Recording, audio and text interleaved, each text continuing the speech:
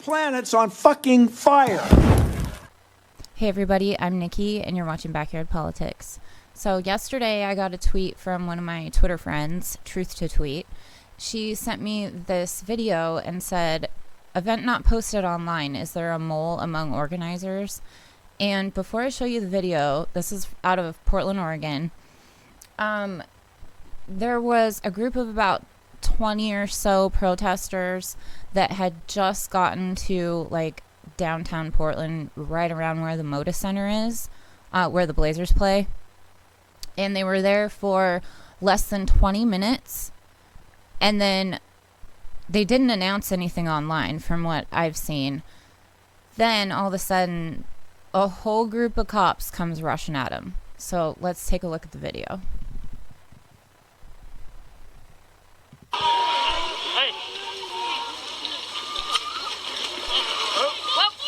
What do I not do with this? I'm on it.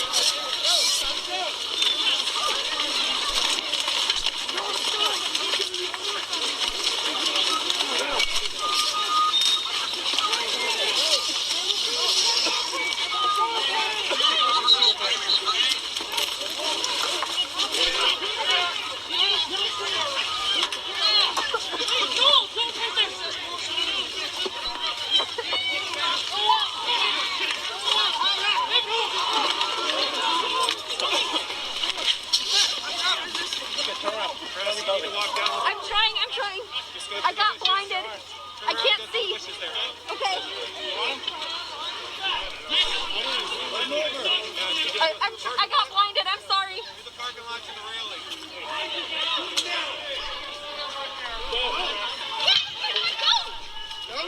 I've been told to go this way. I'm trying. Get on that fence now. I'm Get out of trying. here. I'm trying. Move. I'm Don't talk disabled. junk. I can't drum. You're not trying. You're talking. Let's go. I'm trying. That way. Let's go. Keep moving. Go. You want to film? You can do it from down there. Get moving. It was a peaceful protest. That was a peaceful protest. And from what I've gathered, they were on the sidewalk. So not violating anything. It was never announced that it was a riot or that cops needed to infiltrate at all. So then if we go to this, there were reports of officers unscrewing filters to mace into gas masks and respirators and soaked mace through a protester's pants and burned his genitals. And as you saw in the video, the cops, when they ran up there, pulled down the shield and sprayed the mace right in their faces.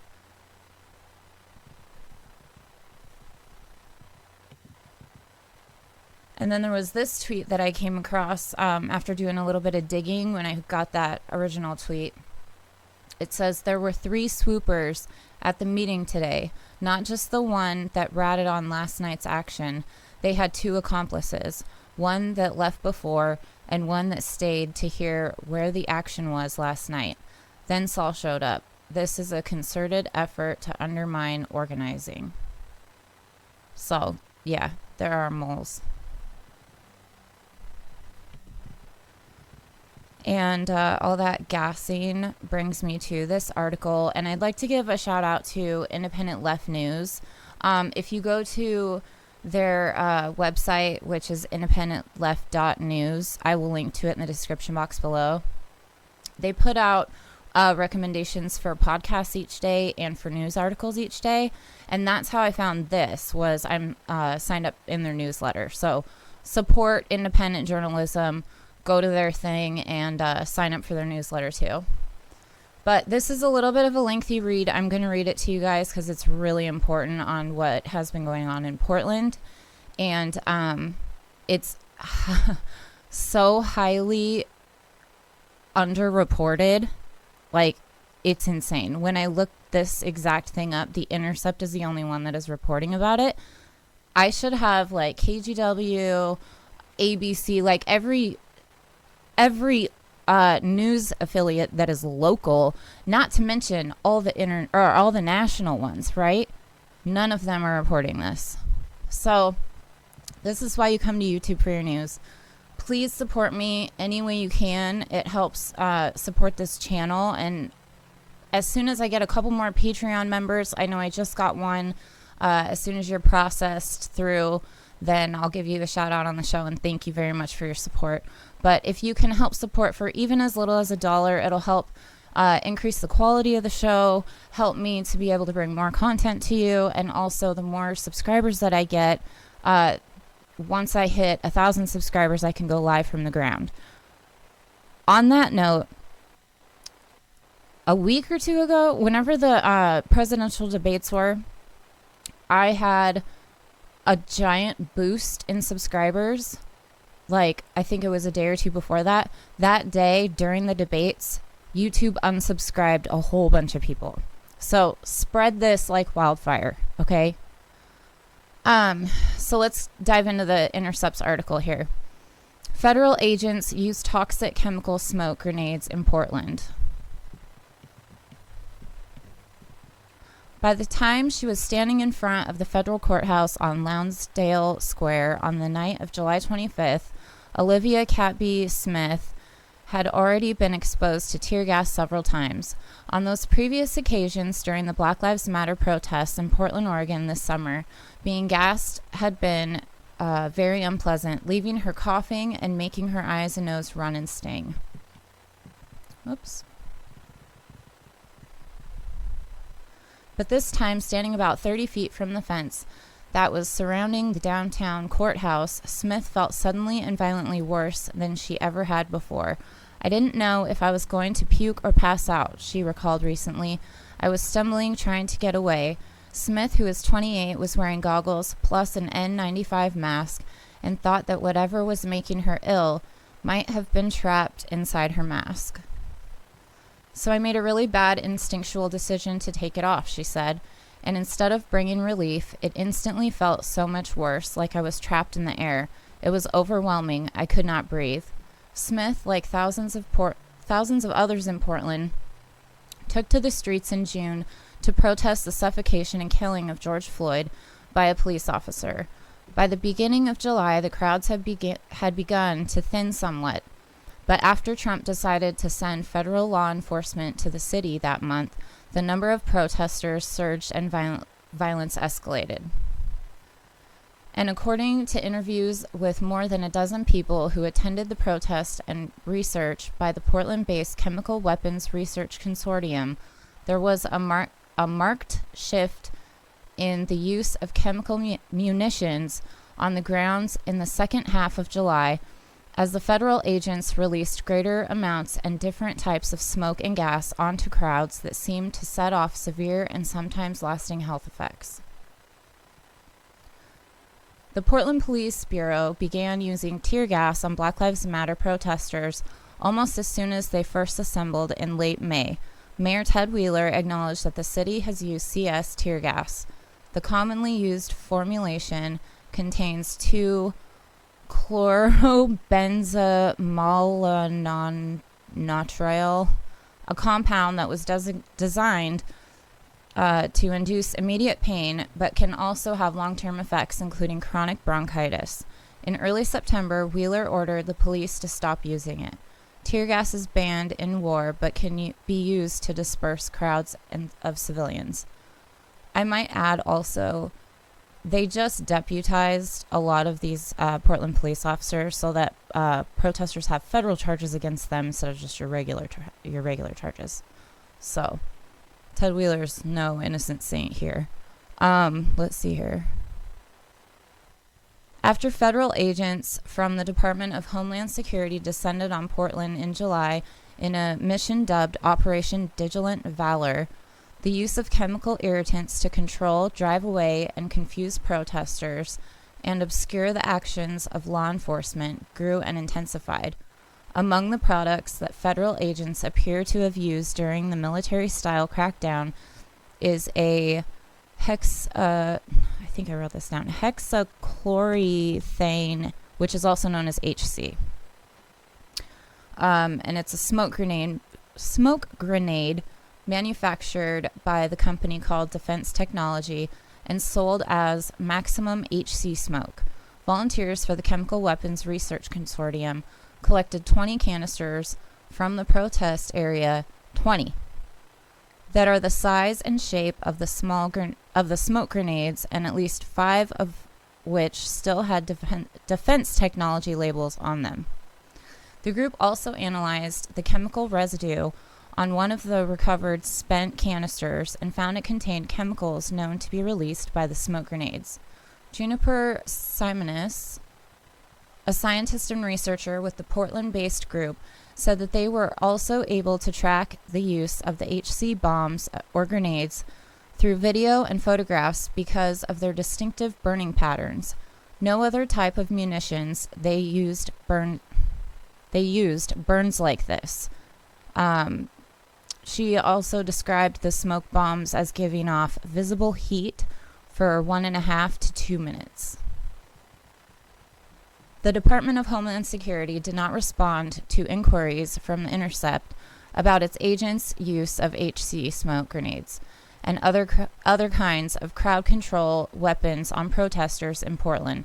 Defense Technology referred questions about the use of the grenade to its parent company, the Safariland Group, which did not respond. The HC smoke bomb, which was developed in the 1930s to disperse people and conceal actions on the battlefield, is particularly dangerous to health and the environment. So while we're in the middle of a pandemic and climate catastrophes going on right now, they're adding this shit to us, right? While we're, I have not been affected by this personally. I don't want to say me, but while they're gassing the civilians in the streets and the people living above that, because multiple people have had health effects from just inhaling the smoke from these smoke bombs that they're putting off, that are just living in the apartments above the protests. Excuse me. So it says, the military-style maximum smoke HC grenade from Defense Technology is very toxic to aquatic life with long-lasting effects and is suspected of causing cancer, according to the grenade's safety data sheet. Environmental effects of the smoke bombs include defoliation of trees and a long-term reduction in their growth. The health effects of HC include nausea, vomiting, central nervous system depression, and kidney and liver damage, according to the compound's material safety data sheet. They know this is what's in this shit, and they're still using it. Zinc chloride, a compound released by the grenades in even greater amounts than HC, has long-lasting effects on aquatic life, according to its manufacturer's safety data sheet. The toxic compound also causes fever, chest pain, and liver damage, and is associated with anorexia, fatigue, and weight loss. Although the grenade's manufacturer, Defense Technology, markets it as military style, the Department of Defense appears to have begun phasing out the smoke bomb years ago because it was incredibly dangerous. A 1994 report of the U.S. Army Biomedical Research and Development Laboratory notes exposure of unprotected soldiers to high concentrations of HC smoke for even a few minutes has resulted in injuries and fatalities. They know what they're doing to us. They're doing it intentionally. It gets worse. The Department of Defense did not respond to an inquiry about whether it had discontinued use of HC smoke grenades, but a 2012 report by the Strategic Environmental Research and Development Program, the Department of Defense's environmental program, indicates that the U.S. military was at the time exploring the adoption of several less toxic obscurants because of the serious breathing difficulties, swelling of lungs, severe liver problems, and death associated with the grenades. The SERDP report notes that those health issues pose a threat to the health of the war fighters that are exposed to this smoke during training and combat. Here's some photos. one that's been detonated, it looks like. The charred remains says, protesters who were exposed to chemical gas and smoke during the standoffs with federal agents in Portland report a constellation of immediate and enduring effects not usually associated with tear gas, including vomiting, hair loss, inability to eat, and inability to focus or brain fog. Some of the symptoms are consistent with those the military and the chemical manufacturers have linked to both HC and zinc chloride. Many people were instantly sickened by the chemical cloud. I vomited, and the people around me were vomiting as well, said a medic who goes by Opal Hexen. A whole block of people was throwing up into their respirators, said Hexen, who was also wearing a respirator that covered much of her face. At that point, I felt like I had to take it off to vomit, she said, and when I did, I had a blinding, choking feeling. My whole body started shaking. I couldn't see, and I couldn't process anything. So while you're hearing me talk about this and read this, this is happening in the United fucking States of America. This isn't a story about what's happening in Iraq. This is in Portland, Oregon. Keep that in your mind, okay? And it shouldn't be happening in Iraq. But that's what we always see on TV, right? There's a reason they're not reporting this. Laura Jadid, who went to the majority of protests in July, didn't vomit but wanted to.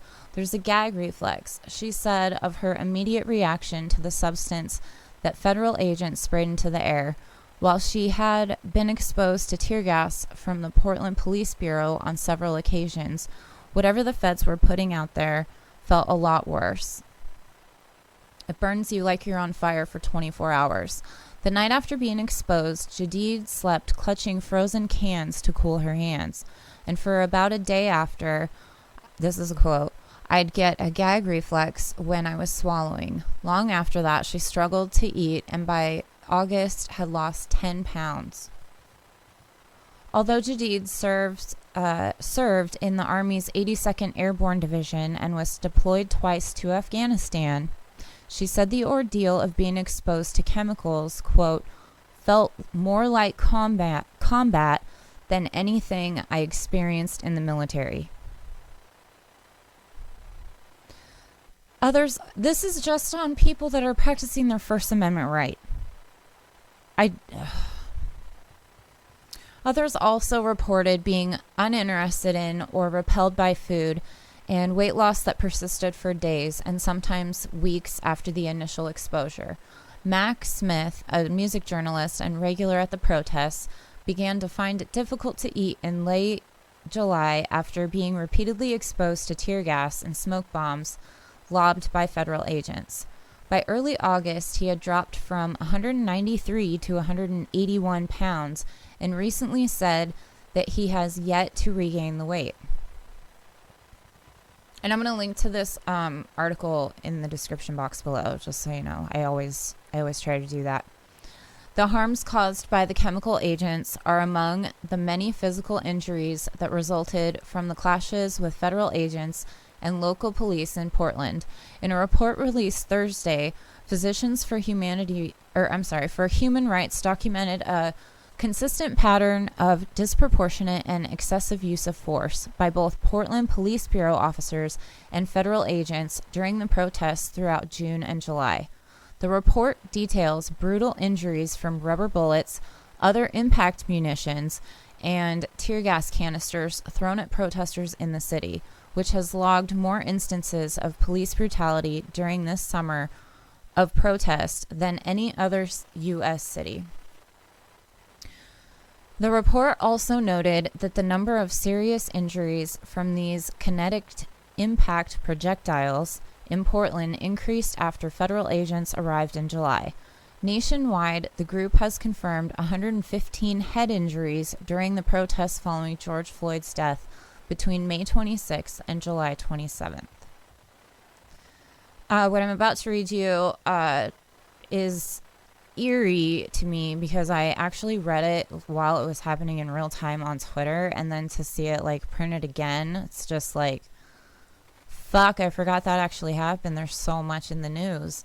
But it says Nate Cohen was one of the people in Portland whom federal agents shot with a tear gas canister in July.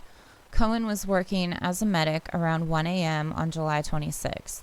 And although UN guidance says governments have to protect medical personnel so that protesters have timely access to emergency medical services, and Cohen was wearing 7 visible red crosses at the time, he said he felt clearly targeted at close range by the federal agents.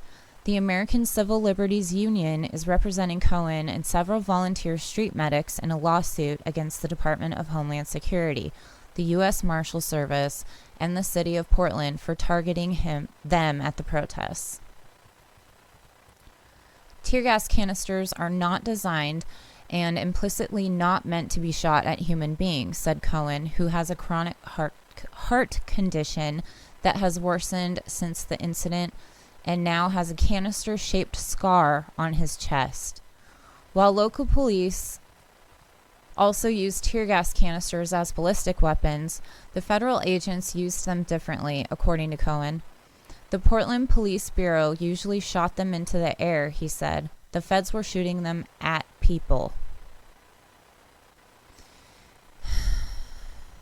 And the feds aren't gone. They've always been in Portland. It's just the ones that, like the extra ones that Trump sent, they left.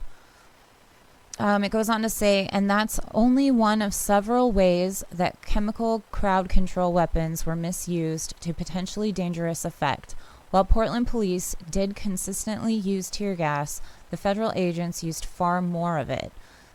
Quote, the amount of tear gas that they used, especially in late July, was so extreme relative to normal procedures that we have no idea what that level of exposure does to people, said Cohen.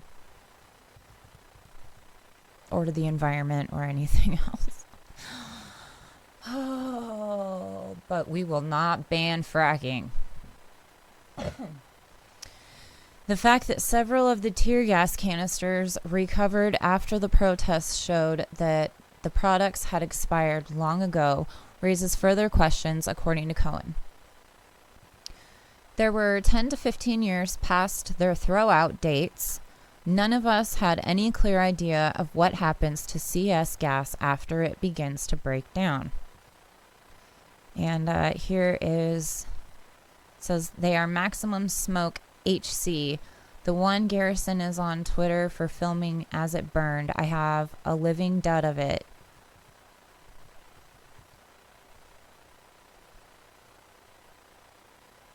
They should probably have gloves on while they're touching it. Just saying. Perhaps the biggest question about the chemicals is which ones exactly the agents released and in what quantities. Anita Rudolph had gotten somewhat accustomed to being gassed by Portland police before she was doused with chemicals by feds in late July. We had learned pretty quickly that you can get used to the sting that comes along with it, Randolph said of the gas released by the local police. But when the feds started tear gassing, it was painful. Even though she was wearing a gas mask and had covered her body from head to toe, Randolph found herself suddenly and painfully unable to breathe after being surrounded by a haze from canisters the agents had shot near her. I dropped to my knees, she said. I could not walk or stand up to the point where people had to help me. The after effects lasted markedly longer than when she had been gassed in the past. She goes on to say, I had mental fog for almost a week afterward. And she is a neuroscientist and board member of Don't Shoot Portland. In addition to being confused, unable to focus, and struggling with memory, Randolph had several severe migraines and vomited twice during the weeks after her exposure. For days she was sick. She was so sick she was unable to leave her bed. Many of the friends Randolph was gassed with told her they were having the same symptoms and also ones that she didn't even have.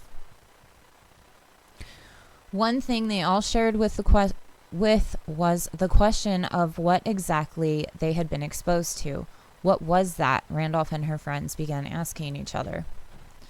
According to the Physicians for Human Rights report, the use of chemical irritants where there is not sufficient toxicological information available to confirm that it will not cause unwarranted health problems is probably unlawful. It's absolutely unacceptable that we don't know what was used, Dr. Michelle Heisler, medical director and Physicians for Human Rights, said. According to Heisler, sorry, I'm getting distracted. My dog is like right above me. According to Heisler, international principles require law enforcement to provide information on the composition of any chemical irritants used. But in Portland, there was no information provided. For people who were exposed, questions about their health are compounded by the use of potentially multiple unknown chemicals. What happens if, in the space of 2 minutes, you breathe HC gas, and then another gas, and then another gas? Asked Cohen. I don't think anybody knows. I think we're in uncharted territory as to what the implications are. Life in this uncharted territory can be scary, Max Smith, who is still trying to regain the weight he lost since July, worries about the possibility that he and others who spent time in the fog chemicals that blanketed Portland this summer may have an increased cancer risk. I was just talking to a friend whose mom has cancer about how many of us have been exposed to things that might be carcinogens, said Smith. There are still so many questions we were exposed to. Randolph, the neuroscientist, is worried about lasting mental health effects. Being gassed is traumatic, she said, and seeing all that violence happen, a lot of people will be reaching out for mental health support for anxiety, depression, and mood disorders. Be really nice if we had Medicare for all for that, wouldn't it? While most of the tactical federal agents withdrew from Portland in late July, a protester who goes by Jack Tudela believes she was again exposed to the toxic chemicals when she was attending a protest at an ICE facility on September 18th. Since July, Tudela had already experienced some disturbing symptoms she tied to the chemicals used by the federal agents. She usually likes to keep her nails long, but recently began to notice that her nails were turning brittle and breaking off. She was also beginning to lose her waist-long black hair. After she showered, clumps of her hair came off in her comb. And Tudela, who has a seizure disorder that is controlled by medicine, said she experienced more frequent mild seizures after the gassing incidents. Like many other women who protested in Portland, Tudela also noticed changes to her menstrual cycle after being exposed to chemicals at the protests. This is so fucking scary, man. Tudela's exposure at the September protest may further exacerbate and prolong all of the symptoms she has been experiencing. They unleashed so much gas that night, she said. Tudela went to that protest to draw attention to reports that ICE had performed hysterectomies on women in their custody without their consent. And as she expected,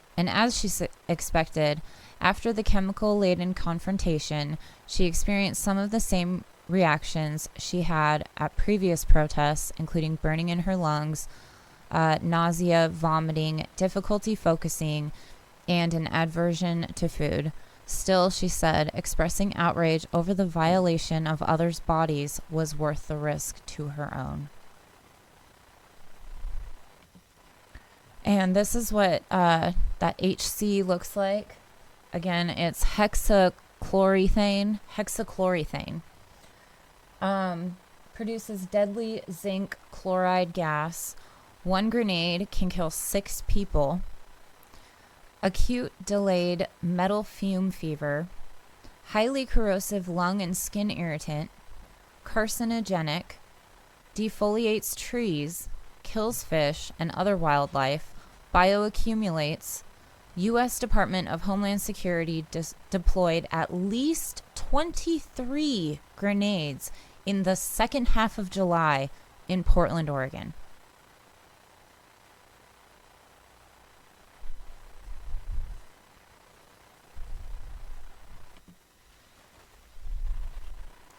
And this is why you come to YouTube for your news, because nobody else is reporting that. This is what local news is reporting today. They did some bullshit PR thing with Ted Wheeler saying protests are bad, and then this. Portland protesters topple statues of Lincoln and Roosevelt. They're more fucking pissed about property than they are about people being murdered. They're deploying chemicals of war on their citizens. But don't touch their statues. Right?